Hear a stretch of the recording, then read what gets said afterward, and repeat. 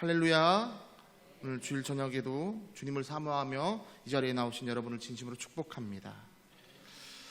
한 여자가 허리가 너무 아파가지고 병원에 갔습니다. 의사 선생님이 엑스레이를 한번 찍어보자고 해서 엑스레이를 찍은 뒤에 의사를 만났습니다. 의사 선생님이 엑스레이를 천천히 쫙 쳐다보다가 이 여자를 보면서 화를 내면서 얘기합니다. 여기 앞에 하얗게 보이는 거 보이시죠? 이게 다 지방입니다.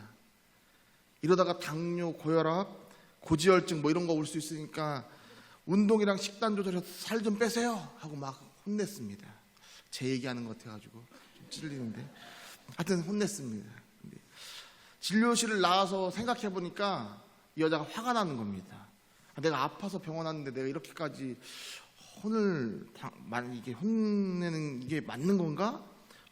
왜 이리 막 화를 내는 거야? 하면서 씩씩대고 있었는데 이렇게 생각하는 중에 간호사가 자신의 일을 부릅니다. 이제 계산도 하고 약 처방도 받을 겸 간호사 앞에 갔더니 간호사가 자신을 보면서 웃으면서 이렇게 이야기합니다. 많이 배가 나오셨네요. 순간 이 간호사가 많이 배가 나오셨네요 크게 말하니까 이 병원 이 진료실 안에서는 의사 선생님이랑 자기만 있으니까 덜 창피했는데 밖에서도 간호사가 자기를 보고 이렇게 얘기하니까 순간 이 여자가 화가 너무 많이 났습니다. 그래서 소리를 빽 지르면서 그래요 저 배 많이 나왔어요 하면서 막 소리를 지르면서 막 이 간호사에게 이렇게 사람 많은데 그렇게 어떻게 간호사가 그렇게 말할 수 있냐고 막 소리쳤습니다. 그러자 간호사가 당황하듯 쳐다보면서 이렇게 말합니다. 1200원 나왔습니다. 그래서 라디오에서 들은 사연인데 자신이 배 나온 것 때문에 이 배 나온 문제에만 집중하다 보니까 모든 소리가 다 그렇게 오해해서 들렸다 이런 우스개 얘기였습니다. 이런 문제에만 집중하면 이런 일이 펼쳐집니다. 그래서 우리는 문제가 아니라 문제보다 더 크신 하나님을 바라봐야 하는 줄 믿습니다. 앞에 있는 문제를 바라보면 우리는 다른 걸 바라볼 수 없습니다. 걱정, 근심이 쌓여져 가고. 그런데 중요한 사실은 문제를 바라보는 내 뒤에 하나님이 계시다는 것입니다. 그래서 우리는 고개를 돌려서 뒤에 계신 하나님, 나를 언제나 감싸주신 그 하나님을 바라봐야 하는 줄 믿습니다. 우리가 그 하나님을 바라봄으로써 하나님의 일하심을 경험하는 그런 금암대교회 모든 성도님들 되기를 주님의 이름으로 간절히 축원합니다. 이 갈라디아 지역은 사도 바울에게 매우 특별한 지역입니다. 첫 번째 이 선교 여행 파송을 받은 후에 그는 이곳에서 목숨을 걸고 복음을 전했습니다. 목숨을 걸고 복음을 전하다 보니까 정말로 목숨이 위태로운 일들이 많이 있었습니다. 심지어 하도 맞아서 이 사도 바울이 사람들이 죽었네 해서 이 사도 바울을 시체 버리는 곳에다 버려놓기까지 했습니다. 사도 바울이 그곳에서도 회복한 뒤에 사도 바울은 다시 그 갈라디아 지역으로 들어가서 복음을 전했습니다. 이 갈라디아 지역은 사도 바울에게 그래서 매우 특별한 곳입니다. 뿐만 아니라 2차 선교여행 또 3차 선교여행 때도 그곳을 지나가면서 사도 바울은 계속해서 그곳에 복음을 전합니다. 특별한 관심을 가지고 있던 곳이 바로 이 갈라디아 지역입니다. 이 갈라디아 지방은 모든 지역이 로마의 속국처럼 되어 있습니다. 그래서 이곳에는 헬라인도 살고 로마인도 살고 유대인도 살고 또 여러 민족들이 함께 사는 정말 다양한 민족들이 함께 사는 그래서 다양한 문화가 혼재해 있는 곳이었습니다. 세속화된 모습도 많았고 그런데 바로 이곳에 사도 바울은 교회를 세웠습니다. 무너져가는 이 세상에 빛이 되는 교회를 세운 것입니다. 그리고 그들에게 목숨을 다해서 복음을 전했고 많은 사람들이 이 사도 바울을 통하여 주님을 만났습니다. 그런데 사도 바울이 이제 다른 곳으로 떠난 뒤에 들려오는 소식은 사도 바울에게는 너무나 슬프고 충격적인 소식이었습니다. 그곳에 거짓 교사들이 와서 말로 그들을 현혹한다는 것입니다. 갈라디아의 교인들의 믿음을 무너뜨려 버린다는 것입니다. 첫 번째는 사도 바울은 사도가 아니다라는 말로 갈라디아 성도들과 바울과의 관계를 서먹서먹하게 만듭니다. 그리고 두 번째는 오직 믿음으로만 구원받는 것이 아니라 할례도 받아야 되고 율법도 지켜야 되고 나의 노력이 들어가야만 구원받을 수 있다라는 그 잘못된 복음을 그들에게 전파하는 것입니다. 사랑하는 성도 여러분, 하나님을 믿는 우리는 분명히 변화가 있어야 됩니다. 그리고 선행도 해야 되고 구제도 해야 됩니다. 그러나 중요한 것은 이때 주체가 나 자신이 아닌 하나님이 되어야 한다는 것입니다. 하나님이 부어주시는 그 마음에 우리가 순종해서 사는 것이 바로 복된 길이고 주님의 길을 순종하나 따라가는 겁니다. 왜냐하면 구원의 모든 조건에는 바로 예수 그리스도부터 나오는 것이기 때문입니다. 그래서 교회에서는 타력 구원이라는 명칭을 사용해서 설명합니다. 내 힘이 아닌 다른 분, 바로 예수 그리스도의 능력으로만, 그 은혜로만 구원을 받을 수 있다는 말이 바로 타력 구원입니다. 하지만 이 갈라디아의 이 거짓 선교사들은 타력 구원과는 정반대로 자력 구원을 전파하는 것입니다. 내 힘으로도 충분히 구원받을 수 있다. 구원을 받기 위해서 나의 노력을 더하면 되는 것이다 라는 것이 그들이 가르치는 것입니다. 어찌 보면 그렇게 큰 차이가 없어 보일 수도 있습니다. 막상 해보면 비슷하네 라고 말할 수도 있습니다. 하지만 깨끗한 물에 독국물 투명한 거 한 방울 떨어뜨리면 그 물을 마실 수 있습니까? 마실 수 없습니다. 복음은 이렇습니다. 복음은 깨끗한 이 진리의 복음 안에 잘못된 복음의 교리가 들어가면 그것은 더 이상 하나님의 교리가 되지 않는 것입니다. 그래서 많은 믿음의 선조들이 이 복음을 지키기 위해서 목숨을 걸었던 것입니다. 사도 바울 또한 그 누구보다 이 사실을 잘 알았기에 그는 애끓는 심정으로, 정말 피를 토하는 심정으로 갈라디아 교회 성도들에게 갈라디아서를 썼습니다. 그래서 그는 갈라디아서 1장 1절에 사람에게서 난 것도 아니요 사람으로 말미암은 것도 아니다 라고 자신을 설명합니다. 그리고 자신의 사도된 것은 바로 하나님의 계시함으로 인한 것이다 라고 그들에게 선포합니다. 그리고 오히려 그가 예루살렘에 갔을 때 베드로와 야고보와 요한 사도를 만났을 때 오히려 그들과 친교의 악수를 하면서 서로가 서로를 인정했고, 그들은 유대인을 위한 사도, 그리고 사도 바울은 바로 이방인을 위한 사도로 서로를 인정하고 그렇게 함께 일해 나가기를 약속했음을 갈라디아 교인들에게 다시 한번 설명해 줍니다. 뿐만 아니라 자신이 사랑했던 영적인 아들, 그리고 헬라인이었던 이 디도에게 굳이 따로 할례를 시키지 않음으로써 이 할례가 구원의 꼭 필요 조건이 아닌 갈라디아에 살고 있는 수많은 헬라인들에게 가르쳐 주었습니다. 그리고 더 나아가 오늘 본문에 등장하는 이스라엘 교회의 수장이자 또 교회의 가장 어른이라고 할 수 있는 이 베드로의 실수를 통해서 그들에게 복음의 진리에는 타협이 없음을 다시 한번 말해줍니다. 오늘 본문은 베드로가 안디옥에 와서 행한 실수, 어찌 보면 숨기고 싶은 치부를 글로 드러냄으로써 베드로에게는 상처가 주는 글이 될 수도 있습니다. 왜냐하면 기록으로 남기는 것은 지워지지 않기 때문입니다. 언제든 다시 찾아볼 수 있는 것이 바로 글로 남기는 것입니다. 그럼에도 불구하고 왜 바울은 베드로를 책망하는 것을 이렇게 글로 기록했을까요? 그만큼 바울에게는 복음이 중요했기 때문입니다. 바울과 바나바가 안디옥에 도착한 후에 예수 그리스도의 복음을 이 사람들에게 전합니다. 그리고 이 복음을 들은 수많은 사람들이 더욱 말씀을 사모하게 되고 그 복음을 받아들이게 됩니다. 그렇게 믿는 이방인들, 이 헬라인들이 점차 늘어나게 됩니다. 이 기쁨의 소식이 예루살렘에 들어가게 됩니다. 그래서 예루살렘에 있던 사도들이 이 안디옥이라는 곳에 가봐야겠다라고 결심합니다.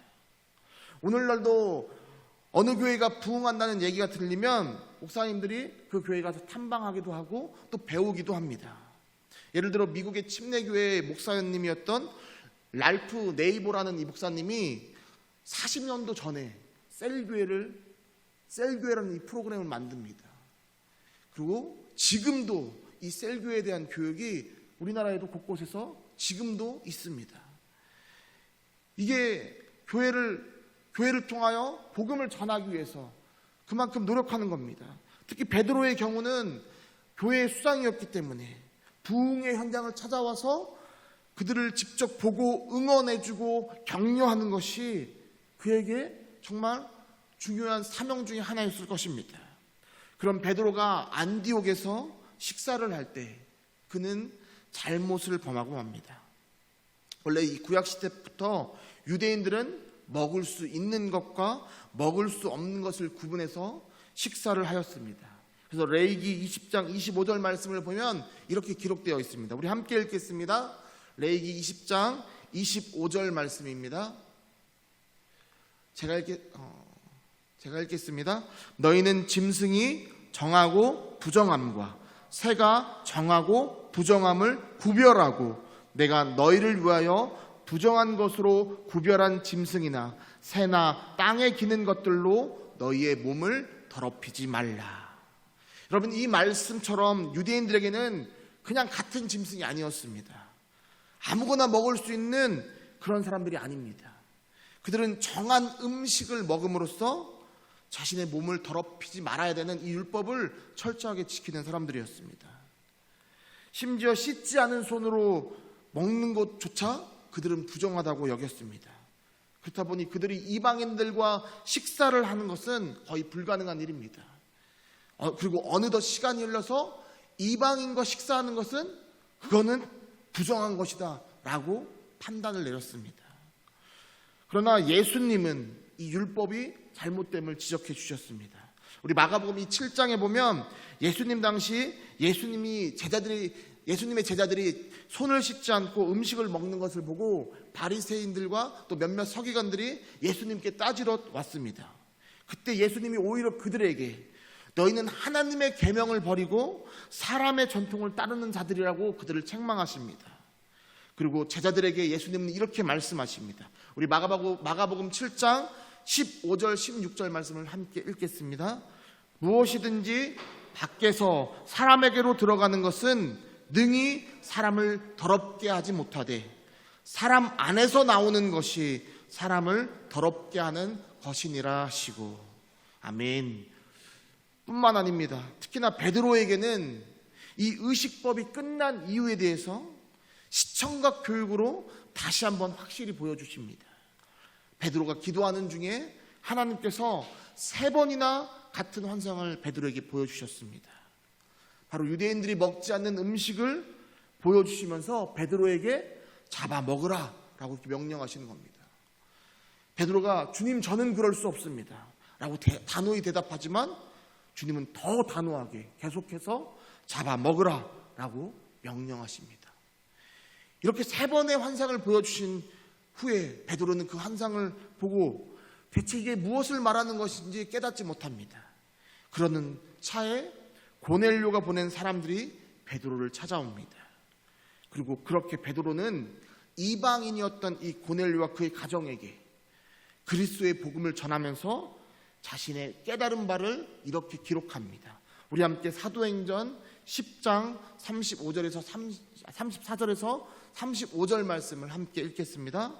베드로가 입을 열어 말하되 내가 참으로 하나님은 사람의 외모를 보지 아니하시고 각 나라 중 하나님을 경외하며 의를 행하는 사람은 다 받으시는 줄 깨달았도다.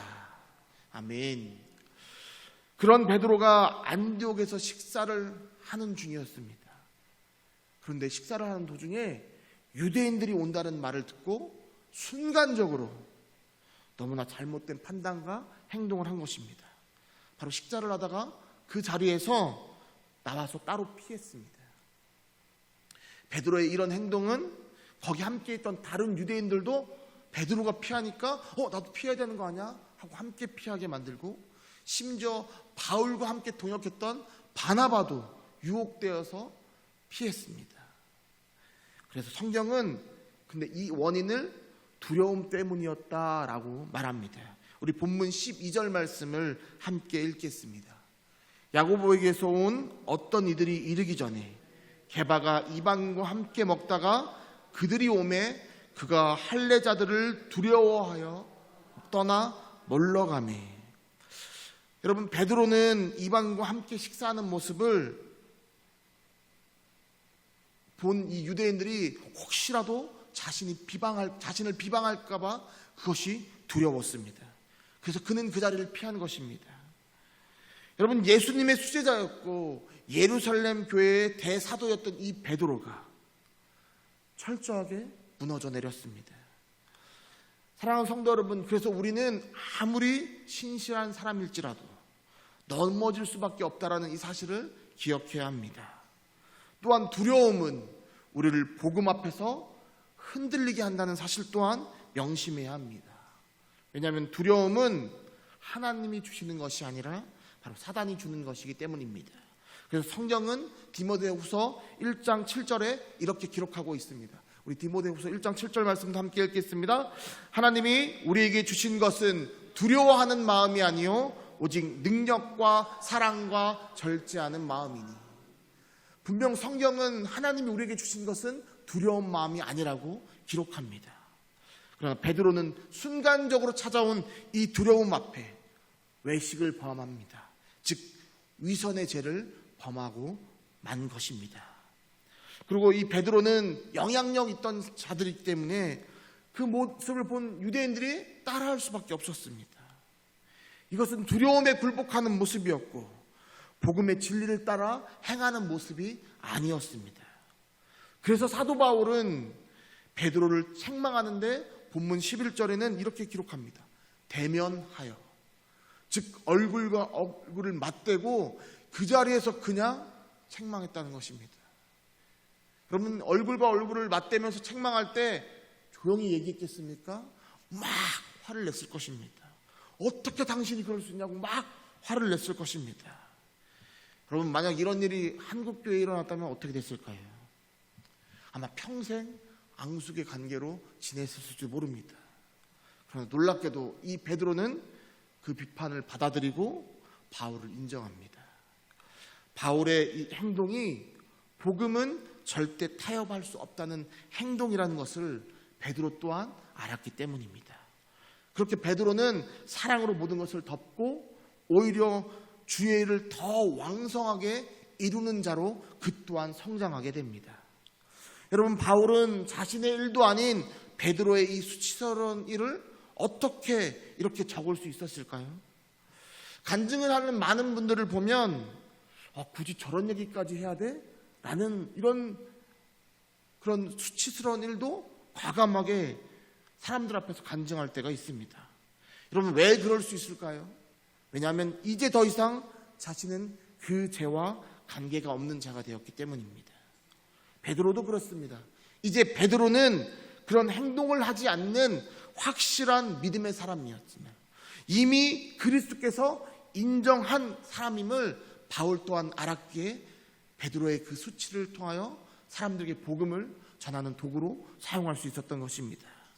또한 아무리 대사도라도 인간은 넘어질 수밖에 없기 때문에 항상 겸손해야 됨을 알려주기 위한 그런 예화로 사람들에게 이 글을 적은 것입니다. 예를 들어서 어제 교회에 모여서 교회 내부와 주변에 우리가 여러 가지 일들을 했습니다. 새벽부터 김밥이랑 또 유부초밥을 싸우신 분도 계시고, 신부장모님 세 분을 필두로 성도님들이 다 나오셔서 이렇게 열심히 봉사하셨습니다. 여러분, 몇 명이 나왔던 함께 나와서 헌신하는 그런 행복한 시간이었습니다. 그런데 이럴 때 만약 우리 마음에 정말 헌신된 그리스도인이라면 나와서 봉사해야지 라는 생각이 든다면, 근데 사실 우리가 곧잘 생각하는 마음 아닙니까? 목사라면, 장로라면, 권사라면 우리 이런 생각하지 않습니까?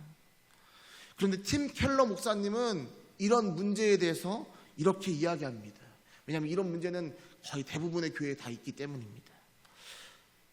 이런 말 속에 들어있는 전제는 나는 헌신되어 있으나 남들도 나처럼 착실해져야 된다라는 이런 숨어있는 교만에서 나오는 말이라는 것입니다. 그것은 다른 사람 앞에 나의 의로움을 보여주길 위하는 그런 마음에서 나온다는 것입니다. 그러나 우리가 기억해야 될 것은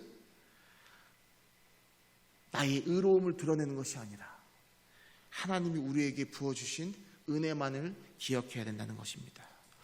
사랑하는 성도 여러분, 분명 본문 16절 마지막에 보면 바울은 율법의 행위로서는 의롭다함을 받을 육체가 없다라고 분명히 말하고 있습니다. 우리는 주님이 아니라면 절대 의로울 수 없는 사람들입니다. 그래서 우리는 언제나 나의 의로움을 생각하는 것이 아니라 하나님이 부어주신 은혜를 기억해야 되는 줄 믿습니다. 계속해서 그렇다면 성경이 말하는 이 의롭다함이라는 것이 과연 무엇일까요? 의롭게 됨은 정죄 이 말의 반대말입니다. 남에게 죄가 있다라고 이런 지칭하는 거에 반대말이 바로 의롭게 됨입니다. 여러분, 의롭게 됨이란 우리가 실제로 죄인임에도 불구하고 그리스도 안에 있으면 정죄당하지 않는다는 뜻입니다.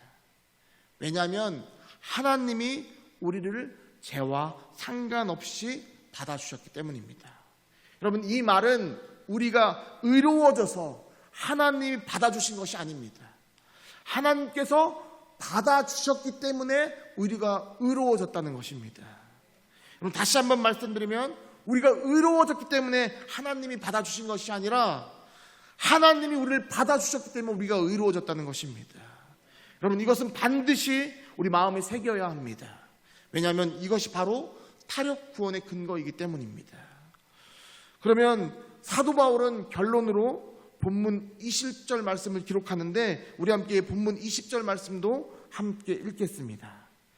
내가 그리스도와 함께 십자가에 못 박혔나니 그런즉 이제는 내가 사는 것이 아니요 오직 내 안에 그리스도께서 사시는 것이라. 이제 내가 육체 가운데 사는 것은 나를 사랑하사 나를 위하여 자기 자신을 버리신 하나님의 아들을 믿는 믿음 안에서 사는 것이라.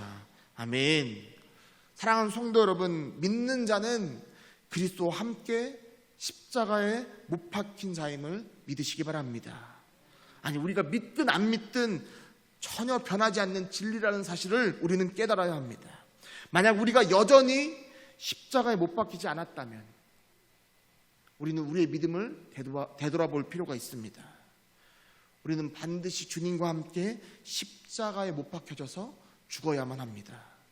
왜냐하면 내가 죽어야 주님이 사시기 때문입니다. 내 이름은 예쁜 여자입니다 라는 책을 쓴 김희아 집사님이 계십니다. KBS 여유만만에 나와서 그런 프로그램에서 나도 스타 강사라는 곳에서 우승자이기도 하고 또 강연 프로그램인 이 백도씨라는 곳에 나와서 희망의 메시지를 전했던 분이기도 합니다. 그리고 21년도에는 다니엘 기도회에 나와서 강사로도 활동했던 분입니다. 김미아 집사님은 태어날 때부터 왼쪽 얼굴을 거의 다 덮을 정도의 붉은 점과 장애를 가지고 있던 분입니다. 이름의 뜻이 계집 희자의 예쁠아입니다. 그러니까 예쁜 여자아이라는 뜻인데 어릴 적부터 들었던 말은 괴물, 아수라백작 뭐 이런 말입니다. 심지어 이분은 부모도 없었습니다. 태어날 때부터 고아였고 버림받아서 아버지가 어머니가 누구인지도 몰랐고 심지어 그래서 자신의 이름을 누가 지어줬는지도 모릅니다. 부모님이 버리면서 지어놓고 가신 건지 보육원 원장님이 지었는지 그것도 모르는 분입니다. 보육원에서 자라면서 가장 부러웠던 친구들은 부모님이 있는 친구들이 아닙니다. 왜냐하면 부모가 한 번도 있어 본 적이 없어서 감정을 모른답니다. 부러웠던 것은 보육원에 있는 그러면서 후원자가 있는 아이들입니다. 왜냐하면 10살이 될 때까지 아무도 이 집사님을 후원해 주지 않았기 때문입니다. 크리스마스나 생일이 되면 후원자가 보내준 선물을 보면서 즐거워하던 그 친구들이 그래서 너무나 부러웠다고 합니다. 10살이 되던 해에 기도를 하기로 마음을 먹었습니다. 하나님, 저에게 후원자 딱 한 명만 제발 딱 한 명만 보내주세요. 그리고 드디어 후원자가 생겼습니다. 짐 위건이라는 미국의 구세군 교회 목사님이셨습니다. 또한 이분은 중학교에 갈 때까지 항상 머리카락으로 얼굴 반을 가렸습니다.